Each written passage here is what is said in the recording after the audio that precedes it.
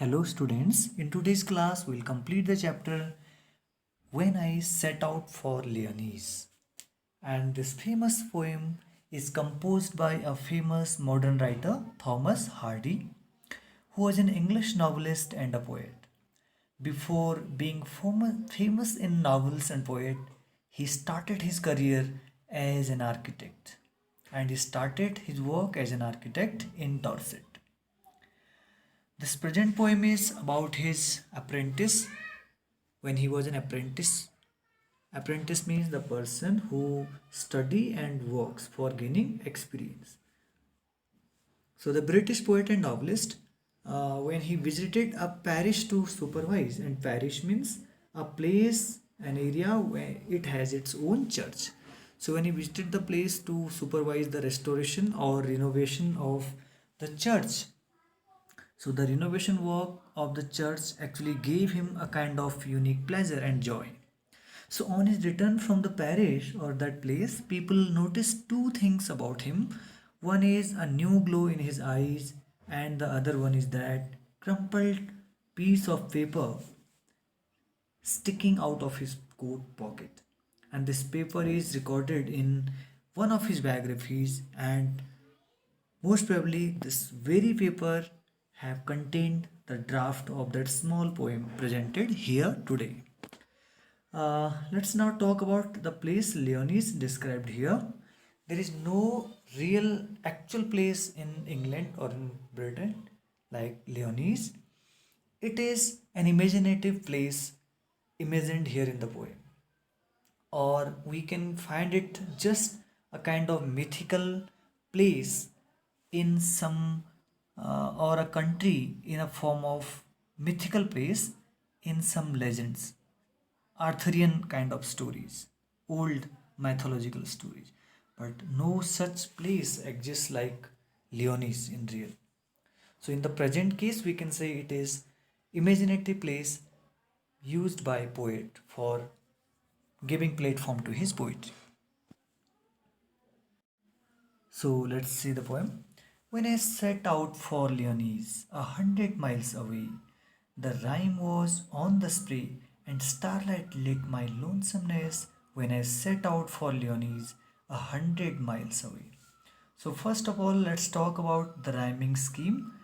The rhyming scheme we can say is A, B, B and C, A, B. How?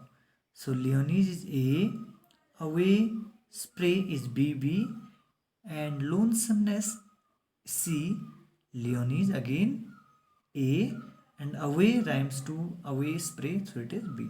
So rhyming scheme in the first stanza is A B B C A B.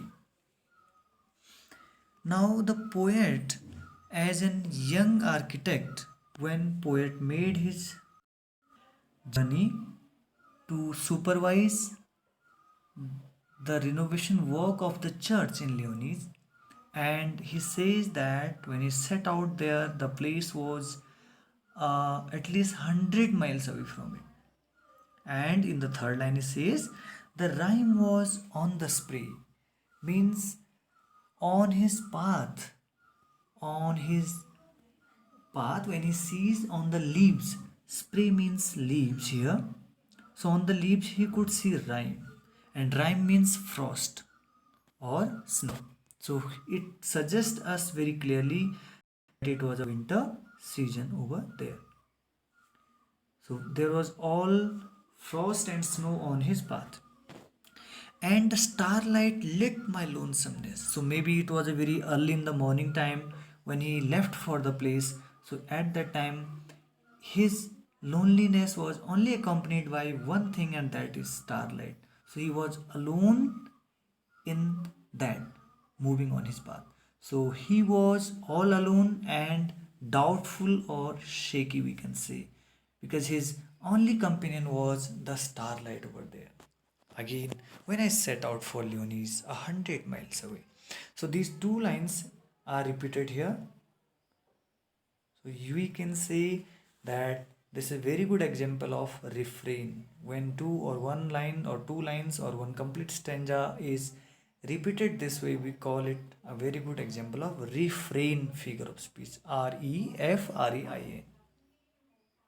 Now, in the second stanza, again, as I talked earlier, that he was in doubt, he wanted to go to that place to supervise renovation work, and so he write about his experience or how he come. Did he come satisfied or not?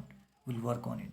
So even in second stanza, again he was shaky or doubtful about what situation he would have to face over there during his stay. So the line is, what what would be chance at Lyonnesse? What would by chance at Lyonnesse while I should sojourn there? Sojourn means to stay. So he says, what would happen begins means that happened by chance, or anything that you have to face or that happened by chance.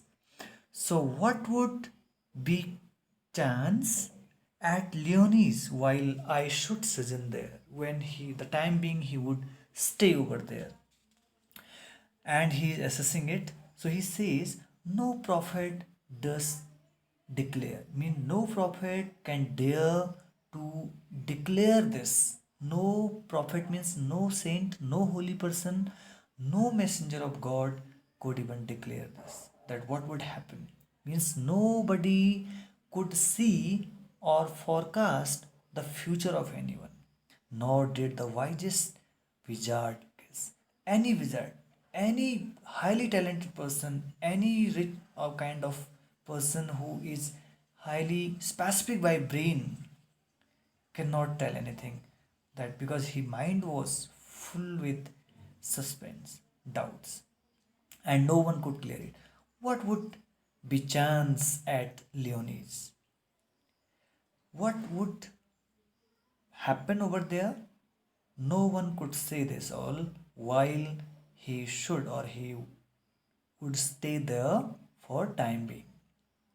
So again in the second stanza, we can very easily make it out that he was unsure about the situation, and he says that no saint, no seer, no prophet, no wizard means any intelligent person could dare to make a forecast. Even the wisest magician, wizard means a magician, wizard means anyone who play magic with the stuff. So even the wisest magician could not make any guess about his future, about how his time would be spent over there.